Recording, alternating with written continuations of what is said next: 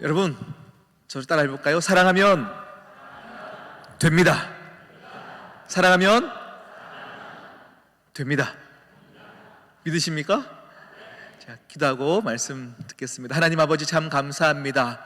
하나님의 은혜가 우리 가운데 있기에 말씀이 들리는 역사가 있게 하여 주시옵시고, 들은 말씀을 살아내기로 결단할 수 있도록 우리에게 힘과 용기와 믿음을 선물하여 주시옵소서. 이 모든 말씀 예수 그리스도의 이름으로 기도드립니다. 아멘. 할렐루야. 제가 학창시절 때 공부를 하면요, 그렇게 선생님들이 많이 가르쳐 주셨어요. 우리 인간은 합리적인 존재이다 라는 말씀을 많이 주셨어요.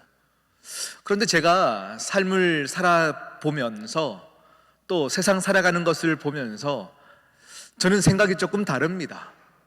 우리 인간은 합리적인 존재가 아니라 합리화하는 존재가 더 맞겠다라는 생각들을 해보게 됩니다. 우리는 합리적인 존재가 아니라 항상 우리의 삶 가운데 합리화하는 존재들인 것 같습니다. 합리적으로 생각하기보다는 내가 품은 소신, 내가 옳다고 생각하는 그 주장이 맞다는 것을 증명하기 위해서 부단히도 노력하며 살아가는 것 같습니다. 여러분, 이 말에 동의를 하실까요? 우리 삶을 보면요, 정말로 진리에 목마른 것 같지만 정말로 진리가 우리에게 말씀을 주시고 우리가 거기에 흠뻑 젖어 사는 것이 아니라 내가 옳다고 사는 것이 진리였으면 좋겠다라고 생각하는 것이 더 많이 있어요. 그래서 사람들은 진실을 원하는 것 같지만 그 진실이 나에게 불리하면 진실로 인정하고 싶어 하지 않습니다. 그리고 반대로 거짓이라도 그 거짓이 내게 조금 유리하다 싶으면요, 그것의 정당성을 붙이기 위해서 우리는 힘써 살아가는 것 같은 그 모습들이 훨씬 더 많더라라는 거예요. 여러분, 이 말을 한번 여러분의 인생 가운데 한번 고민해 보십시오. 나는 정말 진리 안에 순복하고 살아가길 원하는 것인지, 내가 옳다고 여기고 내 소신이 맞다는 것을 증명하기 위해서 살아가는 존재인지 한번 여러분 고민해 보셔야 합니다. 우리 인간들에게 옳다라고 하는 것이 굉장히 중요한데요, 내가 옳다고 여기는 그 가치에는 우리는 목숨을 걸 수도 있어요.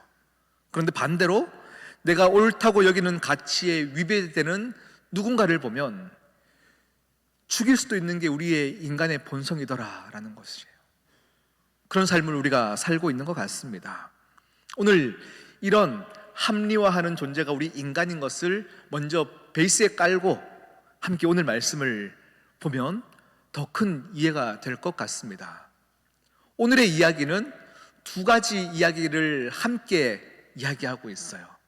두 가지 스토리가 있어요. 첫 번째는 어린아이들이 주님께 찾아왔을 때 주님의 모습은 어떠했는지, 그리고 부자 청년이 주님께 찾아왔을 때 주님은 어떻게 행동하셨으며 부자 청년은 어떻게 반응했는지, 이 두 가지 이야기를 보면서 함께 은혜 받기를 원합니다. 오늘 주님께서 길을 가시며 많은 사람들에게 가르치고 계실 때 아이들이 찾아와요. 아이들이 찾아와서 우리가 주님께 축복기도 받았으면 좋겠어요 하고 막 찾아오는 건 거죠. 아마 부모들도요, 내 새끼가 예수님께 축복기도 받으면 얼마나 좋아요, 그러니까 막 보냈을 것 같아요.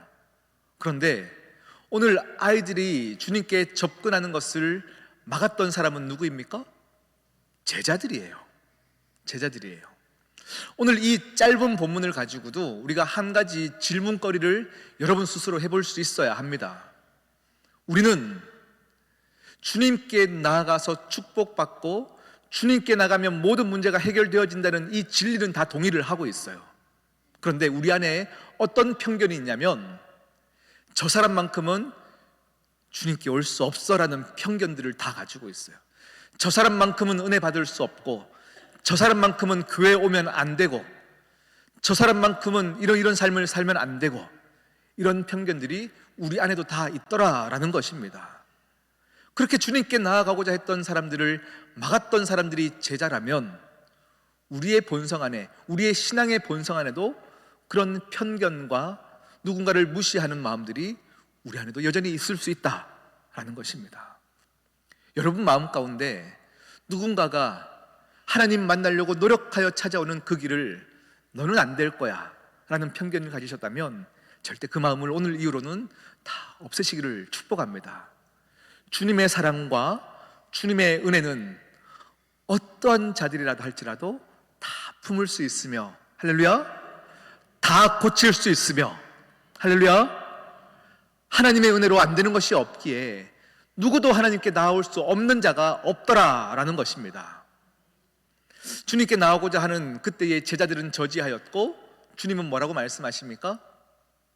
그들이 내게 오는 것을 금하지 말라. 그 다음에 뭐라고 말씀하시냐면 천국은 이런 자의 것이니라 라고 말씀하십니다. 천국은 이런 자의 것이니라. 그리고는 주님께서 축복해 주시는 거죠. 기도해 주시는 거예요. 이렇게 한 이야기가 마무리되어집니다. 이 스토리를 여러분 기억하십시오. 또 두 번째 이야기가 어떻게 시작됩니까? 이렇게 어린아이들에게 축복 기도를 마치시자마자 부자 청년이 주님께 찾아오는 거예요. 부자 청년이 찾아오는데 사내들인 공회원이었던 이 부자 청년, 여러분이 더 쉽게 공감을 하기 위해서는 어떻게 공감을 하면 좋을까요? 요즘 청년들이요, 떼돈을 버는 청년들이 많아요. 창업 벤처기업들을 운영하면서 갑자기 막 돈을 버는 청년들이 많다고 합니다. 오늘 이 성경에 나왔던 부자 청년은 어떻게 부자가 된지는 모르겠어요. 그런데 우리가 쉽게 이야기하기 위해서 창업해서 벤처를 해서 열심히 돈을 모았는데 떼부자가 된 거죠. 그랬더니 국회의원까지 시켜주면서 권력까지 가지게 된 어느 한 청년, 이렇게 이해하면 더 쉬울 것 같아요. 그 청년이 주님 앞에 나오는 것입니다. 주님 앞에 나오는데 이 당시에 모든 바리새인들이 주님을 죽이려고 꾀했던 이 마지막 이 시대, 주님이 십자가에 달리시기 얼마 남지 않은 이때에 라면 이 사내들인 공회원도 사실은 주님을 죽이려고 했을 수도 있을 텐데 오늘 이 부자 청년은요, 주님께 나와 무릎을 꿇고 주님께 질문을 하고 있어요. 뭐라고 질문합니까? 선생님이요, 어떻게 하여야 영생을 얻겠습니까? 질문을 합니다. 여러분, 딱 드러나는 표현으로 보면요, 이 부자가, 권력도 가진 사람이 주님 앞에 무릎을 꿇고 겸손하게 우리 모두가 갈망하는 그 영생을 주님께 질문하고 있으니 얼마나 신앙이 좋습니까? 얼마나 신앙이 좋습니까? 그런데 이 청년의 이 질문을 가지고 여러분에게 먼저 도전을 드립니다. 선생님이요, 어찌해야 영생을 얻습니까? 이 질문은요, 주님을 아직 나의 구주로 인정하지 않아요. 그냥 선생님으로서 가르침을 받고 싶은 정도이죠. 그리고 내 행위를 가지고 구원을 얻을 수 있다는 생각들이 이 한 질문 안에 다 포함되어 있어요. 이 질문을 여러분에게 한번 도전 드려보면, 여러분은 주님을 나의 온전한 주인으로 모시지 않고도 내가 가진 권력과 돈과 지위를 가지고 모든 것을 포기하지 않으면서 영생을 얻고 싶어하는 마음은 여러분 가운데는 없습니까? 주님을 너무 깊게 믿으려니 부담스럽고 그냥 선생님 정도로만 거리를 두면서 내 모든 것들을 포기하지 않고 움켜쥐고 있으면서 선생님이요, 어떻게 해야 영생을 얻습니까? 라는 이 청년의 질문이 여러분의 인생은 아닙니까? 오늘 이 질문을 여러분 곰곰이 생각해 보셔야 합니다. 오늘 이 청년의 질문 앞에서 우리 주님께서는요, 이제 다시 답변을 하시죠. 그래, 영생을 궁금해 하는구나.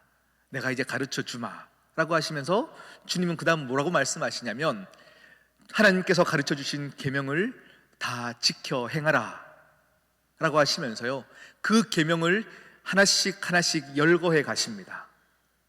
하나씩 하나씩 열거해 가십니다. 그런데 그 계명이 무엇이냐면 우리가 잘 알고 있는 10계명 중에 5계명부터 10번째 계명까지 계명을 주님께서 다 열거하고 계시는 거예요. 부모를 공경하라, 살인하지 말라, 거짓 증거하지 말라, 탐내지 말라. 이 모든 5계명부터 10계명까지의 말씀을 하나씩 하나씩 열거하고 있어요. 주님께서 이 계명을 지켜야만 구원받는 것을 가르치고 싶었던 걸까요? 아니에요. 그런 의미로 주님이 말씀하신 것이 아니라 청년의 상태가 어떠한지를 말씀하고 싶었던 거예요. 이 청년은 종교적인 열심은 굉장히 많이 있었어요. 그리고 이것만 내가 열심히 하면 구원받을 수 있을 거라 생각했던 그 안에서 이것을 꼬집기 위해서 계명을 말씀하셨어요. 이 부모를 공경하라라는 가르침은 기독교가 아니거든요. 모든 종교가 가르치고 있는 가르침입니다. 살인하지 말라 가르침은 모든 종교가 가르치고 있는 가르침입니다. 그런데 이것을 하나씩 하나씩 행했을 때 영생을 얻을 것을 주님이 말하고 있는 것이 아니죠. 주님은 네가 놓치고 있는 것이 있다. 종교적인 열심으로 율법을 범하지 않고 다 지킨다고 구원받는 것이 아니다. 우리 10계명은요 1계명을 제대로 지키면 나머지 모든 9계명을 지킬 수 있는 거예요. 10계명의 1계명이 뭡니까? 하나님 외에 다른 신이 없음을 인정하는 거예요. 하나님이 내 아버지 되시고 여전히 살아계신 하나님이시다는 것을 믿는 거죠. 이것이 믿어지면 자연스럽게 모든 계명을 지킬 수 있는 건데 지금 그것을 놓치고 내 열심을 주장하고 있는 거예요. 나 다 지켰습니다. 나 다 행했습니다. 이렇게 큰 소리로 지금 얘기하고 있는 건 거죠.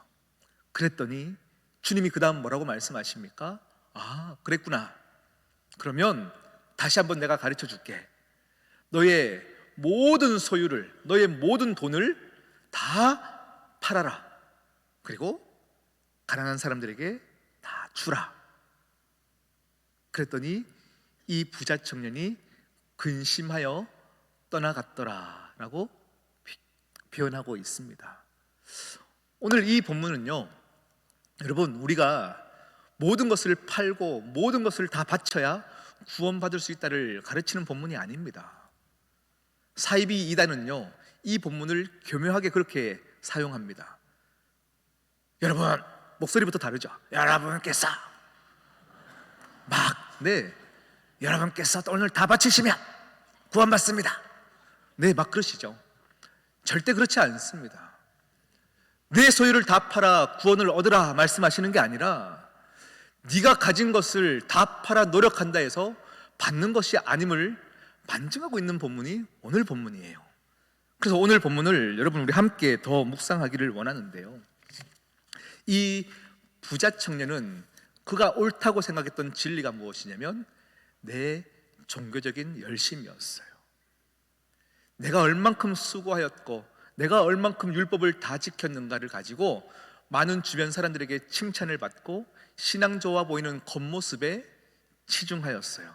그것이 여러분 얼마나 여러분에게 안정감을 주는지 몰라요. 내가 열심히 살아내고 신앙 좋은 모습을 나타내면요 사람들이 야 우리 배 목사 참 신앙 좋다, 우리 어떤 집사님 참 신앙 좋다, 이런 얘기를 들으면 정말로 내가 신앙 좋은 양 착각하고 살아가는데 거기에 얼마나 큰 안정감이 있는지 몰라요. 우리는 그것이 옳다라고 생각하고 살아가더라라는 것입니다. 오늘 주님은 이 우리가 읽었던 본문 바로 다음 절에 제자들을 향해서 이렇게 얘기하는 것이에요. 부자들이 천국 가는 것이 낙타가 바늘구멍에 들어가는 것보다 어렵다. 이 말은 부자들은 천국 못 간다는 이야기가 아니에요. 내가 가진 것에 의지하고 살아가는 것, 이것의 문제점을 주님이 말씀하고 있는 것입니다. 제가요 서울에서 사역할 때에 그 교회에 청년부를 담당을 했었죠.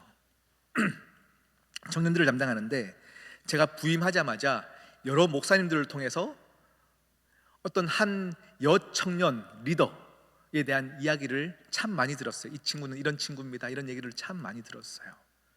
그런데 제가 맡고 나서 이 여청년 참 열심히 하는 청년이었어요. 제가 맡기 전에 있던 목사님이 리더 공부할 때마다 이 친구는 제일 앞에서 질문을 하면 제일 먼저 답하고요, 정말로 열심히 있던 청년이었어요. 항상 칭찬받았던 청년이었죠. 그런데 제가 맡고 나서 어느 한 날 이제 돌아오는 토요일에 우리 오빠가 결혼식이 있어서 고향에 내려가 다녀오겠습니다 얘기를 하더라고요. 그래, 다녀와라. 그리고 부모님과 함께 고향에 오랜만에 가는데 거기서 은혜 받고 예배 드리고 와라. 알겠습니다. 그렇게 떠났어요. 그런데 서울에 있던 명성교회는 청년부 예배가 토요일 저녁에 예배가 있거든요. 그런데 그 토요일 예배 때 이 청년이 온 거예요. 예배 때. 그래서 야, 어떻게 왔냐 그랬더니 결혼식만 얼른 보고 예배를 드리고 싶어서 달려왔다는 거죠. 그 눈빛에는 목사님, 제가 모든 것을 뒤로 하고 이렇게 왔으니 칭찬해 주십시오의 어떤 기대감의 표정이 저에게 탁 내비친 거죠. 그 제가 그래 수고했다, 들어가라 하고 무심하게 그냥 예배에 참석시켰어요. 그리고 그 다음날 주일날은 저의 일정은 수많은 청년들을 한 명 한 명 다 면담을 매주마다 했었어요. 매주마다 이제 상황들을, 또 기도 제목들을 나누는 그 시간들이 있었는데, 이 이제 여청년의 시간이 되었죠. 어제 부모님과 함께 주일 보내고 고향 교회에서 예배 드리고 오지 왜 이렇게 일찍 왔노? 라고 제가 물었더니 이 친구의 답이 뭐였냐면, 저는 명성교회 아니고서는 은혜가 안 됩니다, 이렇게 얘기를 하는 거예요. 그래서 제가 뭐라고 답을 했냐면, 네가 어느 교회에서 가서라도 은혜를 받을 줄 알면 이 교회에서의 은혜가 더 값질 것이다, 이렇게 얘기를 드렸어요. 그랬는데요, 이 친구의 반응이 뭐라고 하냐면요, 어떻게 명성교회 부목사가 다른 교회에서 예배 드리라고 할 수 있습니까? 당신이 목사입니까? 이렇게 반응을 하는 거예요. 이 거친 반응에는 사실은 칭찬받고 싶었던 기대가 있었는데 자기의 기대와는 전혀 다른 반응이 있으니까 과격하게 나오기 시작하는 거죠. 이 친구의 생각 안에는 항상 나의 열심 가운데 모든 칭찬과 격려들, 이것으로 통해서 내 신앙이 이만큼 좋은 것을 드러내고 싶어하는 마음들이 계속 있는 거예요. 그런데 제가 그 친구와 그날 그 있었던 일을 갖고 한 주를 살아가는데요, 이 친구만의 문제가 아니라 이것은 우리 마음에, 종교인으로 살고 싶어하는 우리 마음에 모두가 갖는 마음이구나 라는 생각을 가지게 되었어요. 여러분은 어떤 마음으로 신앙생활 하고 계십니까? 이만큼 하면 무엇인가 칭찬받을 것 같고 신앙 좋다라는 이야기를 듣고 싶을 법할 때에 아무런 반응이 없을 때 여러분은 흔들리지 않을 자신이 있으십니까? 우리 함께 예레미야 6장 20절 말씀을 한번 읽어볼까요? 6장 20절입니다. 시작. 시바에서 유향과 먼 곳에서 향품을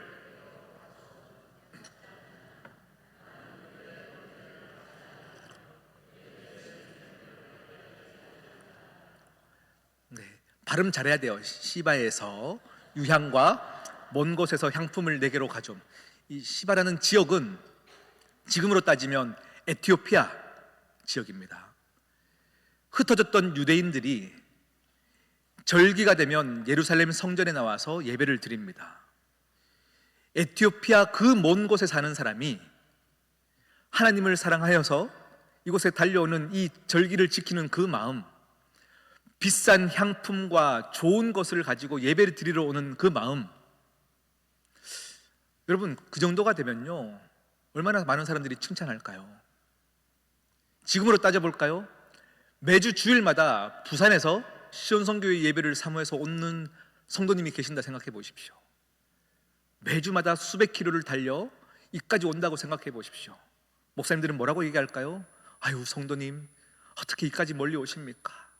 대단하십니다. 신앙 좋습니다. 온 성도들도 아마 칭찬할 거예요. 어우, 성도님, 성도님, 성도님 칭찬할 것이죠. 그런데 오늘 예레미야 말씀은 뭐라고 말씀하시죠? 그 에티오피아에서 가져오는 향품을 내가 받지 않노라. 우리는 누군가의 종교적인 열심과 그 행위들을 보면서 신앙 좋다 판단합니다. 그리고 어떤 사람들의 행위를 보면서 신앙이 없다 판단하여서 이 사람은 주님께 나아올 수 없는 자, 아까 어린아이를 막았던 제자들의 모습처럼 우리는 누군가를 그렇게 판단하나 우리 주님은 우리의 드러난 모습, 종교적인 열심에 관심이 없으십니다. 우리는 그런데요, 내가 열심히 하는 것이 진리인 양 합리화하여 살아가는 존재들일 때가 많더라라는 거예요. 나는 이만큼 열심히 했으니, 또 칭찬받으니, 내 직분, 목사라는 직분이 이미 나는 신앙 좋은 것처럼 보일 수 있으니 겉모습에 치장하여 포장하여 살아가는 존재가 우리일 수 있다. 이것이 오늘의 말씀의 메시지입니다. 여러분, 존 비비어라는 목사님이 계세요. 이분이 쓴 많은 책들, 신앙 서적들이 있는데요, 존 비비어 목사님의 책 중에 무엇이 선입니까? 라는 책이 있어요. 우리 인간들이 선에 대한 기준들이 많이 흐트러져 있을 때 이 책을 한번 여러분 기회가 되시면 한번 보십시오. 무엇이 선입니까? 이 책에는 이런 내용이 있습니다. 하나님으로부터 오는 것은 모두 선하지만 모든 선한 것이 하나님에게서부터 오는 것은 아닙니다. 이런 얘기가 있어요. 하나님에게부터 온 것은 선하지만 그렇다 해서 모든 선한 것이, 인간이 만들어 놓은 선, 그럴싸하게 만들어 놓은 착함, 그럴싸하게 만들어 놓은 열심, 이것이 선은 아니다 라고 말씀하고 있어요. 그런데 이 책의 원어 영어의 제목은 Good or God, 굿입니까? 하나님입니까? 좋은 것입니까? 하나님입니까? 라는 질문으로 우리에게 질문하고 있어요. 이 질문을 제가 보는데요, 이 제목을 보는데 우리에게 큰 것을 의미하고 있더라입니다. 우리 믿는 자들이 열심히 신앙생활했는데 몸이 아프고 일찍 하늘나라로 가면 우리는 어떻게 기도합니까? 하나님, 내가 이렇게 열심히 믿었는데 어떻게 이럴 수 있습니까? 하나님, 내가 열심히 살았는데 어떻게 나한테 이럴 수 있습니까? 우리가 하나님께 그렇게 반문하지 않습니까? 그런데요, 여러분, 제가 여러분에게 한번 반문해 보겠습니다. 일찍 하늘나라 가는 것은 잘못된 것입니까? 일찍 하나님 품에 가는 것은 나쁜 것입니까? 엄숙해지신 분위기, 왜 이럴까요? 네, 우리가요, 우리의 생각과 가치 안에서 무엇인가 선과 악을 판단해 버렸어요. 일찍 하나님 데려가시면 나쁜 것으로, 오래 살면 좋은 것으로, 돈이 많으면 좋은 것으로, 돈이 없으면 나쁜 것으로 우리가 옳고 그름을 판단하는 기준을 우리가 세워버렸어요. 그런데 하나님은 우리에게 갓을 주시기 위하여 굿을 거두어 가실 수도 있습니다. 할렐루야. 하나님은 하나님 스스로를 우리에게 주시기 위해서 우리가 생각하는 굿을 가져가실 수도 있는 분이 하나님이십니다. 우리의 생각과 판단의 기준을 하나님의 두시기를 축복합니다. 오늘 말씀의 정리는 제가 이 청년의, 부자 청년의 비유를 하나님을 어떻게 사랑하면 해야 되는 것인가를 제가 고민하고 쉽게 어떻게 설명할까를 묵상하다가 저의 이야기를 잠깐 드리고 말씀을, 결론을 짓겠습니다. 제가 청년 때 우리 사모를 제가 먼저 짝사랑했거든요. 제가 짝사랑을 했어요. 한 교회에서 동갑 친구로, 어릴 적부터 친했던 친구로 지내왔었어요. 그런데 군대를 갔다 온 어느 날 제가 마음으로 짝사랑하고 있더라고요. 그런데요, 친구로 친했기 때문에 고백했다가 거절당하면 친구 사이가 서먹해지잖아요. 그러니까 제가 끙끙 앓으면서 혼자 짝사랑을 2년간 했어요. 여러분, 순애보 사랑이죠? 네, 그렇게 짝사랑했는데 고백을 안 할 수가 없겠는 거예요. 그래서 마음을 먹고 고백을 했어요. 고백을 했는데 반응이 어땠을까요? 네, 완전히 무참하게 거절당했어요. 정말 미안한데 너에 대해 관심이 없다, 이렇게 얘기를 하는 거예요. 자, 그 거절감 때문에 제가 포기하고 있었을까요? 아니요, 저는 그렇지 않습니다. 끝까지 갑니다. 끝까지 가는 거예요. 제가 어떻게 했냐면, 그때부터, 그 당시에 우리 사모가요, 초등학교 교사였어요.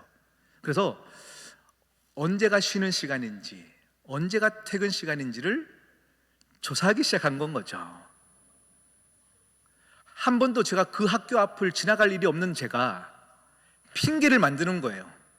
퇴근 시간에 항상 이 자리를 지나가는 것처럼 만들어서, 아이고 어차피 이 시간 여기 지나가니까 태워줄게. 그리고 점심시간 쉬는 시간 되면 내가 어차피 이 시간 지나가니까 아이스크림 던져주고 가는 거고요. 그래서 제가 돈을 얼마나 투자한지 몰라요. 자, 그렇게 사랑을 얻었어요. 그런데 여러분, 제가 이 얘기를 왜 드리냐면, 이제 누군가가 결혼하는 저에게 찾아와요. 어떻게 결혼했습니까? 라고 물을 때 저는 돈을 얼마를 투자했고, 시간을 얼마나 투자했고, 매일 퇴근 시간마다 거기 갔고, 이것을 나열했다 해서 누군가가 그것을 보며 사랑을 얻을 수 있을까요? 저는 이 행동들을 다 해서 사랑을 얻은 걸까요? 사랑하면 이 행동이 가능한 것입니다. 사랑하면 이것이 어렵지 않은 것입니다.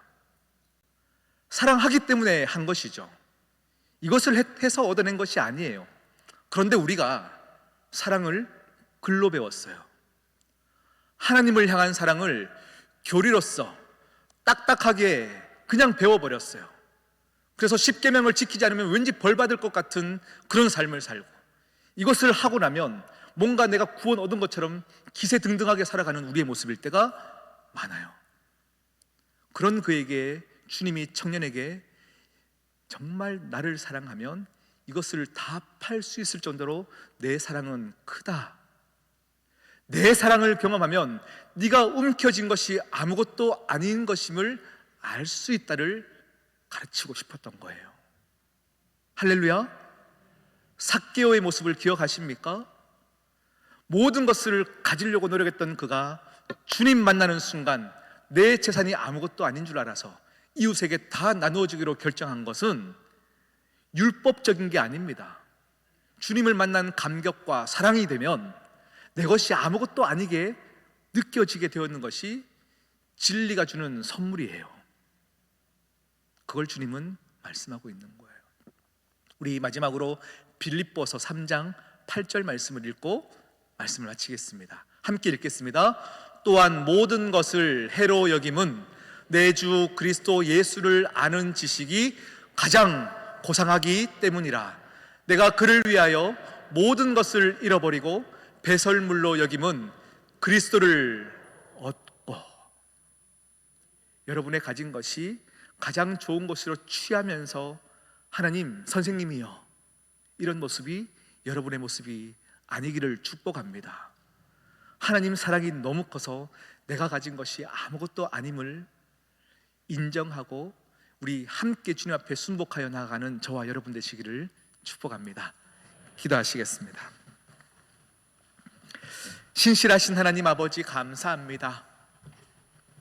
내가 두려움이 많고, 내가 더 낮아지지 못하고, 내가 자기 십자가를 지지 못함은 하나님을 더 사랑하지 않기 때문인 줄 압니다. 주여, 이 시간 우리의 심령들에게 하나님을 사랑할 수 있는 마음을 물붓듯 부어 주시옵소서.